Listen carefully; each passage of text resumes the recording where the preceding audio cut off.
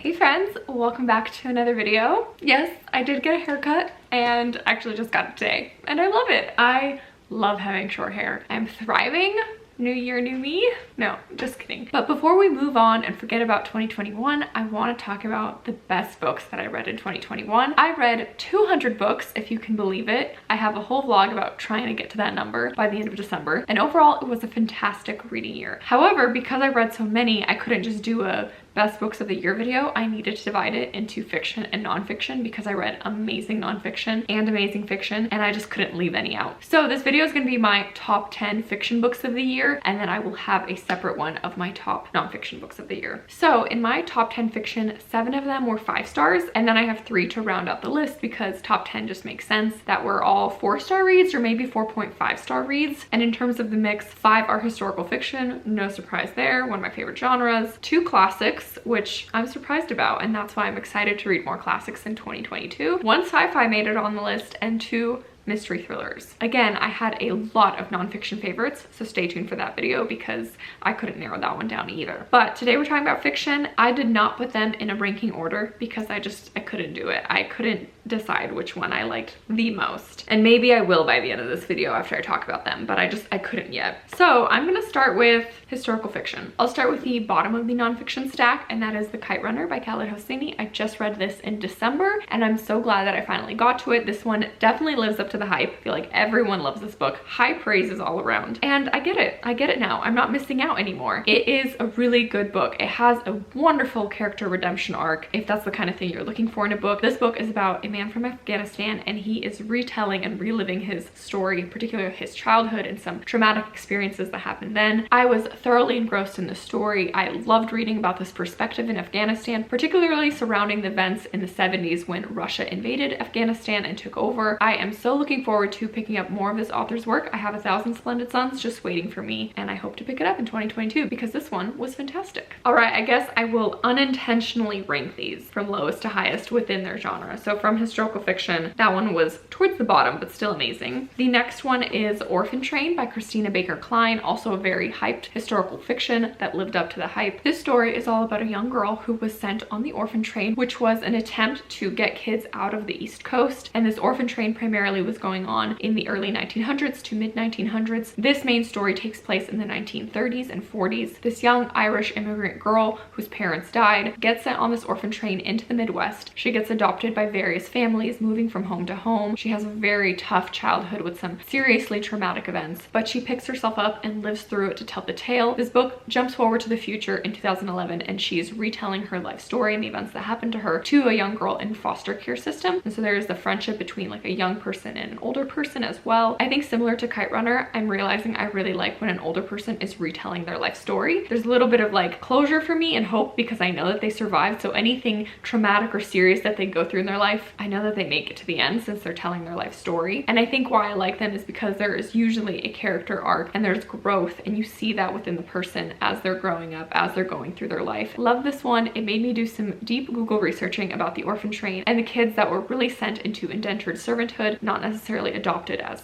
children. Really great character development here. Loved it. Okay, the next historical fiction is The Nature of Fragile Things by Susan Meissner. My first exposure to this author. She's been around for a while and I've heard fantastic things about many of her books. This one is her most recent release and I'm so glad that I picked it up. This is set in 1906 amongst the San Francisco earthquake that devastated the city. It follows a young woman who answers a newspaper ad to be a mail order bride for a recent widower in San Francisco, and so she comes to take care of his child and everything seems to be going all right and makes sense. He's taking care of her. They have a home, they have things, they have food, but he's also a bit off and everything is not as it seems to be. And so even though this is categorized as historical fiction, this read much more like a mystery to me and I was completely hooked from the start. There were great twists in here, and also because it's set on the backdrop of this devastating event in San Francisco, there is a survival element to this story. This was such an amazing reading experience and now I am hooked to read more of Susan Meissner's books. I have a few of hers on my shelves. Excited to pick more up because I love this one. All right, and then we have the one that I won't shut up about, and that is Dear Mrs. Bird by AJ Pearce. I feel like I've mentioned this book in every video of mine, but I love this one. It's also quite short, so it was very readable. I read this in one day, listened to the audiobook. I had so much fun with this one. It made me laugh, it made me cry. There were great characters, there was sweet romance, there was really good friendship, and it was just so good. If you haven't heard yet, this follows a young woman named Emmeline Lake who wants to be a wartime correspondent, but instead she ends up writing for an advice column. So the story navigates through her career and workplace, but it is also set in London during the Blitz. So there's also this survival element to the story. A lot of tragedy occurs in this book, but it was so well written and so well told. And yeah, I absolutely love this one. So that leaves one historical fiction left, and I guess it's my favorite one out of the bunch, although all of these are favorites, right? But this one just hasn't left me, and that is Where the Lost Wander by Amy Harmon. This is an Oregon Trail historical fiction, and it was just so good. It's one of those books that I had to read in one sitting. I could not put it down because it was that incredible, and I was so invested in the characters that I needed to know what happened. It follows a young woman and her family in a wagon train heading with other people west to settle, and there's a half white and half Native American man that decides to help this party because he's traveled west many times. There ends up being a very sweet romance in this book, a ton of tragedy and heartbreak as well. The beginning chapters of this book will just rip your heart out because there's just a bunch of stuff that happens right at the beginning that will absolutely shock you and kind of sets the stage for what's going on. Beautiful themes of grief and loss and survival, and also chronicles what happened to so many on the Oregon Trail. Absolutely love this one, an all-time favorite. So those are the historical fiction. Now let me talk about the two classics that really have opened up my world to classics and now have me so excited to read more because these were just such successes. The first one that I read is Rebecca by Daphne du Maurier. This is such an atmospheric, gothic, wonderful mystery. It was so fun to read. It was also a very unique reading experience to me. I went into it not really knowing anything, and I'm glad I did. But the basic premise is that it follows this young, unnamed woman who meets and ends up marrying a man who is recently widowed. She goes back to live with him in his English country estate, and there's a lot of mystery surrounding how his wife died and when she died and what happened, and it was just so much fun to read. Really enjoyed this classic, and now I'm very eager to pick up more gothic literature. This next one I read just recently, and that is Little Women by Louisa May Alcott. I read this in December on vacation in Mexico. I have a whole vlog about it, and honestly this was one of the best reading experiences out of all of these. It was so wholesome. I really love a wholesome book. I love a feel-good book, and this is the epitome of a feel-good book. It follows the March family, and it's a coming-of-age story for many different characters in this book. There's sisterhood and friendship and romance, and also some sadness and heartbreak that everyone must face. I have since watched a couple of the adaptations. Nothing really holds up to the book because you get so much more time with the characters. Seeing how they were in their adolescence to how they grew up as adults really helps, versus in the movie you don't get to spend as much time with them, obviously, so you don't get to see that growth as much or why they make certain decisions as adults. This one was just absolutely wonderful, and I didn't realize, and now I'm so excited that there is Little Men and Joe's Boys, which is a continuation of the story, so I get to spend even more time with these characters. Those are classics I forgot to put on my classics list, but I really can't hold off because I want to jump back into these characters. This is definitely a book that I see myself coming back to years and years to come because it was just so incredible, and reading it during the Christmas cozy wintry season is great. The opening chapters of this is Christmas, and there are different Christmases in here throughout the years, and it's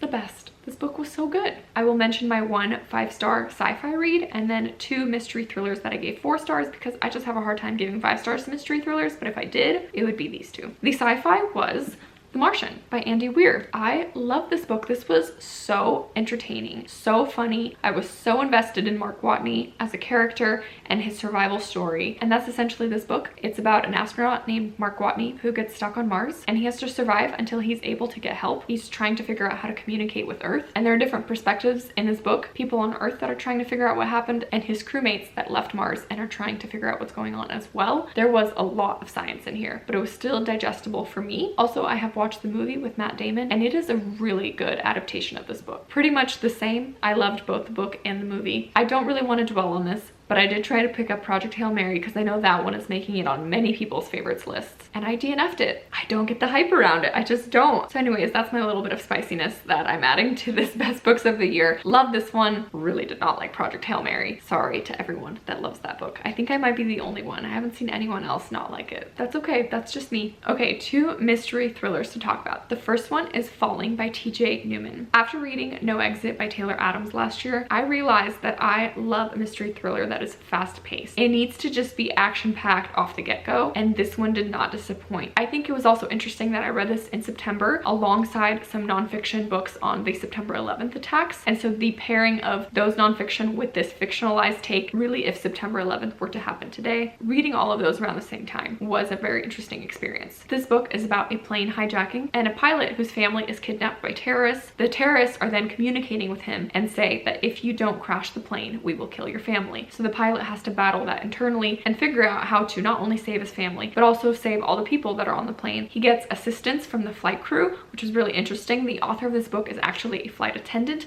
and so it felt very realistic. The experience and the dialogue that you're getting in the plane from these flight attendants felt real. Like if a plane hijacking happened today, I feel like this is how it would go. Like it just made sense. And so it was very high stakes, very action packed, just a wild ride. And as far as thrillers go, this one was incredible. And then the last fiction book that made its way onto this top 10 list is Miracle Creek by Angie Kim. This is a courtroom drama mystery thriller. A lot of the chapters in here are set during a trial, and certain elements of the story are being unveiled as they are revealed in the trial. The story starts out with a Korean family who has a alternative medical treatment available to people in their community, and those that are seeking this special treatment are mothers who have autistic kids or a child with cerebral palsy, and then a man is also treating his infertility. It is this like highly oxygenated gas chamber. It ends up blowing up and killing some people, and so that is what kicks off the investigation and whether it was an accident or intentional. This one I just liked so much because it also felt very unique, and there's a lot of morally gray characters in here, which isn't usually my cup of tea. Like I like my character to be good, like heroic, not necessarily somewhere in the gray, that the characters weren't so straightforward and there was kind of like a mystery behind every single one. So yeah, this one was a fantastic read as well. Those are my top 10, the best of the best fiction books that I read in 2021. I love watching everyone else's best of videos too. It gives me the ultimate recommendations and ends up growing my TBR usually. Let me know if you've read any of these and your thoughts. And also it's totally cool if you didn't like them and I did, or vice versa. We all like different things, but these were just some of the best reading experiences for me, where I was just so engrossed in the story and loved every minute of it. Thanks so much for watching and spending time with me, and I'll see you guys in another video soon. Bye!